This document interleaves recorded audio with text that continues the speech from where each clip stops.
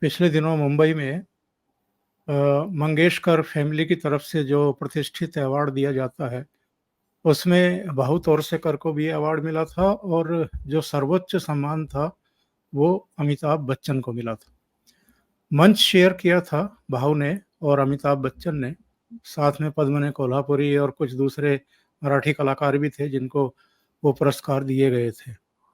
और उस पुरस्कार के बाद जब मेरी निजी बातचीत हो रही थी भाऊ से, तो भाऊ का कहना था कि यार, ये आदमी कितना प्रतिष्ठा अर्जित कर चुका है, उसके पास किसी तरह की कोई कमी नहीं है, पूरी दुनिया उसका सम्मान करती है, इतना ऊंचा कद है अमिताभ बच्चन का, लेकिन इतना हम्बल है जिसका कोई हिसाब किताब नहीं है। इतनी उदारता से, इतनी विनम्रता से वो पेश आते हैं जिसकी कोई तुलना नहीं है, जिसकी कोई दूसरी मिसाल भी नहीं है। एक तरफ अमिताभ बच्चन है, दूसरी तरफ उनकी पत्नी जया बच्चन है। और अगर जया का नाम अमिताभ बच्चन से जुड़ा हुआ है, तो मेरे विचार से ये जया के लिए भी सम्मान की बात हो सकती है, होनी चाहिए। लेकिन सदन में जब उपसभापति हरिवंश ने और बाद में सभापति और इस देश के उपराष्ट्रपति, जो जिनका प्रोटोकॉल प्रधानमंत्री से भी ऊपर माना जाता है, उन्होंने जब जया बच्चन का नाम जया अमिताभ बच्चन पुकारा, तो वो उन पर भड़क पड़ी और पता नहीं क्या-क्या उन्होंने सुना दिया उनकी टोन को लेकर के।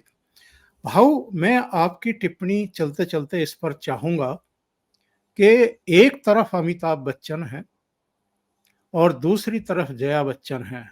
जया बच्चन का जो व्यवहार आपको दिखाई देता है, कभी फोटोग्राफरों पर भड़क जाती हैं, कभी स्पीकर पर भड़क जाती हैं, मतलब सभापति पर भड़क जाती हैं, और तुनक मिजाजी तो उनके मिजाज में ऐसी बिल्कुल एकदम घुली-मिली है कि अब लोग कहने लगे हैं कि घर के बाकी लोग कैसे झेलते होंगे इनको।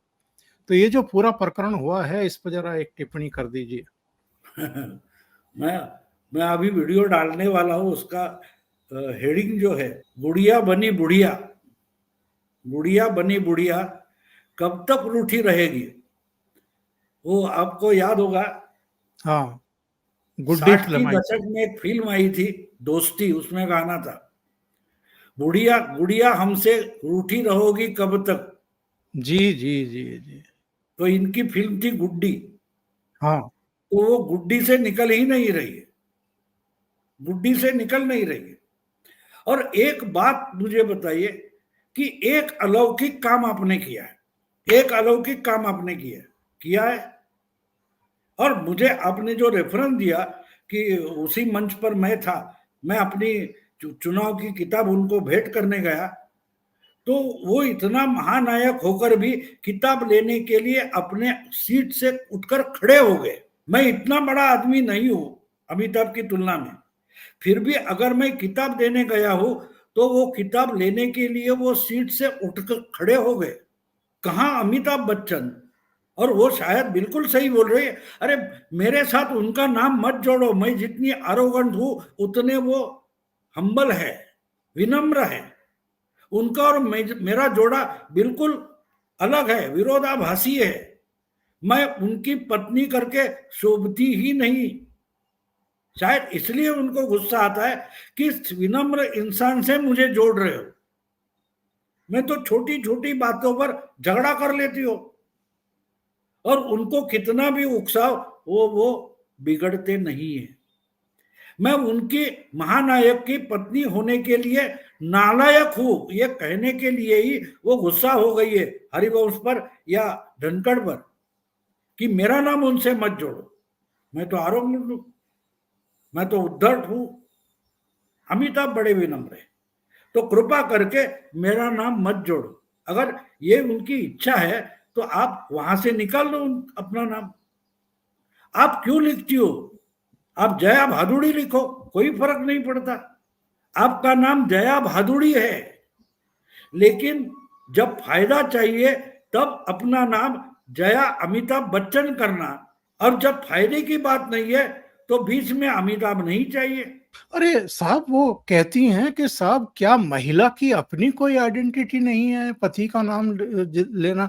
अरे भाई, हलफनामे में आपने लिखा है, जो आपका निर्वाचन पत्र है उसमें आपने लिखा है, इसलिए इस नहीं नहीं, सभापति या वो उपसभापति बोल देखिए रहे हैं। ओंकार जी, दिमाग की बात है। ये वहां क्या बोली कि आप उस आसन से उतर जाए तो आप और हम समसमान सदस्य।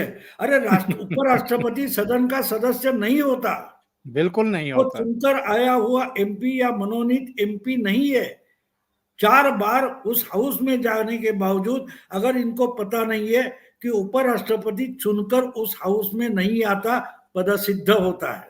लेकिन अज्ञानी जो लोग होते हैं वो बड़ी कॉन्फिडेंस से, राहुल गांधी हो या जया भादुड़ी हो, संजय राउत हो, उनको देखो आप, उनकी कॉन्फिडेंस लेवल देखो। ये इन ऐसे लोगों के बारे में आइंस्टाइन ने बहुत पहले बोल दिया है कि जितना बुद्धू होता है वो उतना कॉन्फिडेंट होता है, और बुद्धिमान होता है वो हमेशा कंफ्यूज होता है। तो उनका कॉन्फिडेंस देखो तो आपको पता चलेगा कि उस कॉन्फिडेंस में उनकी मूर्खता छुपी हुई है, उनका अज्ञान छुपा हुआ है, वो अनाड़ी है। तो ये तो चलता रहेगा, क्योंकि उनको टारगेट करना है। आप हाउस में क्यों आए हो? लोगों के सवाल के लिए आए हो ना, अपने मान सम्मान के लिए आए हो।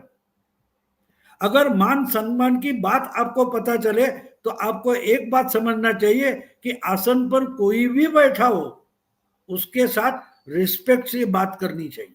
बिल्कुल। अगर ये बेसिक बात आप नहीं समझ पाती तो आप मान सम्मान की बात आपके परे है, आपके दिमाग में आएगी ही नहीं।